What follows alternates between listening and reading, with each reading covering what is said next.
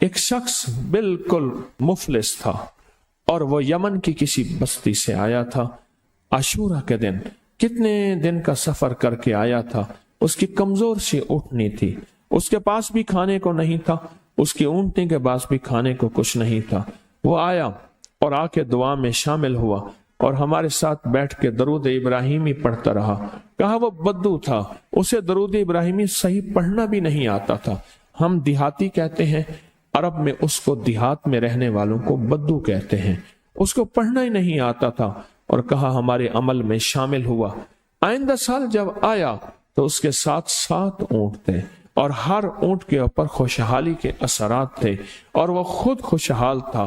اس کے بیٹے ساتھ تھے اور ہمارے لیے بہت توشے لایا اور ہدیے لایا اور کہنے لگا کہ میں نے یہاں سے جانے کے بعد وہاں اونٹوں کا کام کیا, اونٹ ایک لیا, اس کو بیچا, بس اس میں برکت کے خزانے مجھے یہ ملے اور آج میرے پاس خوشحالی ہے.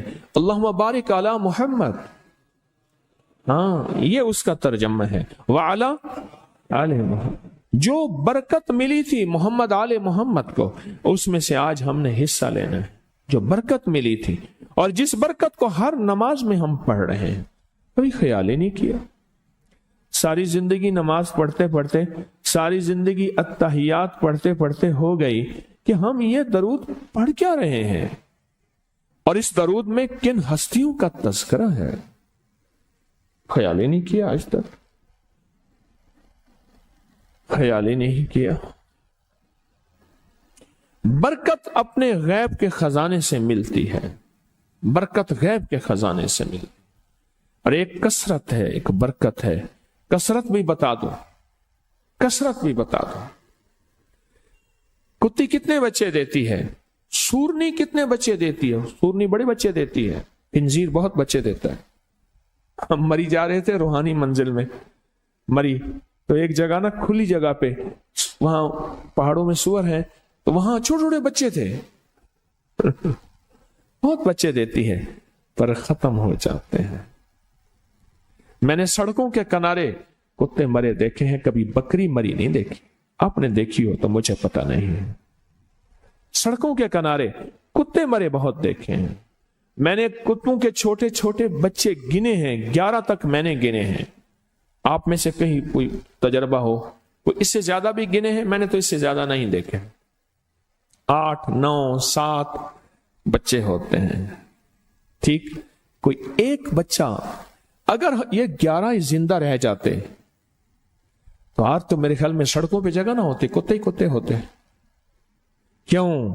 اللہ نے حلال میں, بکری میں برکت رکھی ہے.